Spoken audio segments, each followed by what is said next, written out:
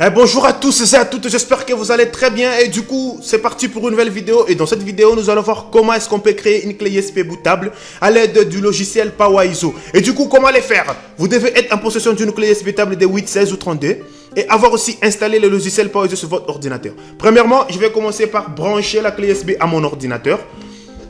Et juste après avoir branché la clé USB à mon ordinateur, je vais recevoir une information qui démontre que la clé a été bien branchée à l'ordinateur.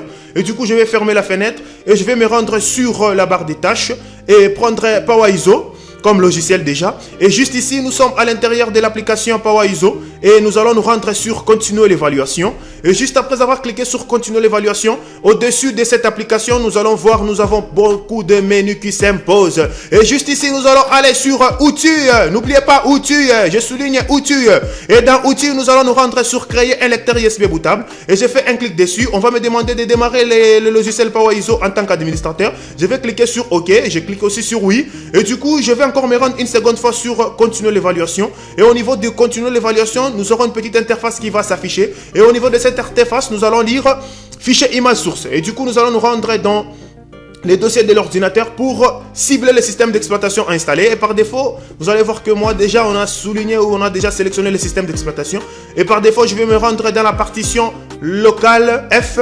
Et juste ici, je vais chercher les dossiers dans lesquels se trouve le système d'exploitation. Je suis en train de chercher, il se nomme encore comment? Je me rappelle OS, les fichiers OS c'est où? Ok, il est là. Et du coup, dans les fichiers OS, j'ai différents systèmes d'exploitation qui s'imposent dans mon portable. Et du coup, je vais prendre 11, qui est déjà sous format ISO, oui. Et je clique dessus. Et vous allez voir que le nom du fichier est Win11. Et je vais aller sur Ouvrir. Et j'ouvre du coup le système d'exploitation sur la petite interface qui s'était affichée depuis le départ. Et juste ici, vous allez voir lecteur USB destination. Et du coup, c'est la clé USB qui est déjà sélectionnée. Et elle est de 8 Go cette clé. Et du coup, je vais laisser là-bas. Et méthode d'écriture, laissez tout simplement USB HDD. Et après avoir sélectionné toutes ces étapes ou effectué toutes ces étapes, nous allons nous rendre sur Démarrer. Alors du coup, après avoir cliqué sur Démarrer, nous allons cliquer sur OK. Juste après avoir cliqué sur OK, vous allez constater que nous venons à peine de lancer l'opération. Nous allons patienter un tout petit peu pour qu'on commence à nous montrer les pourcentages de notre opération.